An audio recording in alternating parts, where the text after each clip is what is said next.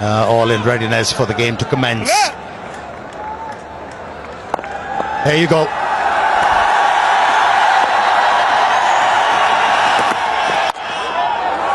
Oh, first runs in international cricket for this talented young left-hander. That will feel very good. Is that swing the other way? Is it hitting enough of leg? It swung a lot. It swung a lot. DRS is available.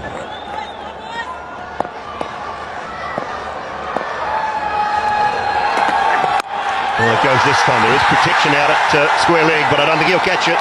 It's a bigger boundary, but ends the over with a 4, 6 without loss after the first.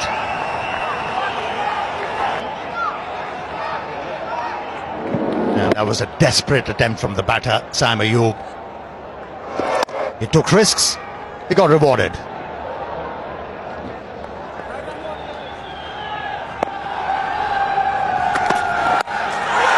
Short side, and that is the first 6 in international cricket, the first of many perhaps for this talented young man. Saim Ayub ends the second, 13 without loss.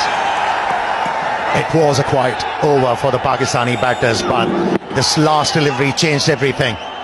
Saim Ayub was able to hit the ball with the swing, maneuver the length quite nicely, and swing this time, but onto the middle of the bat of Mohammad Harris. That will feel better as he whips that away through mid-wicket for 4. Now, for the first time in this innings, he got the ball, pitched right, and picked up his first boundary of the innings. Should give him a lot of confidence, this one.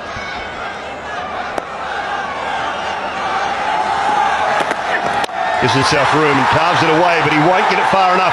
Should be taken. It is taken. Azmatullah with a very good catch running back, and Fazil Haq Farooqi has made the first breakthrough for Afghanistan. Yeah, the left-arm fast bowler Farooqi got penalised for bringing the ball back into the right-handed batsman Harris, but realised the better option is to move the ball away. This time around, shortened the length ever so slightly and moved the ball away. Hence, sliced the ball into the air, Mohammad Harris, and it was a very well-judged catch to get rid of Mohammad Harris, who's walking back after contributing 6 from 11 delivery. Lovely pull shot, short side again. That is lovely control from Saim Ayub. That stroke was indicative of the fact that how the pace is supposed to be used.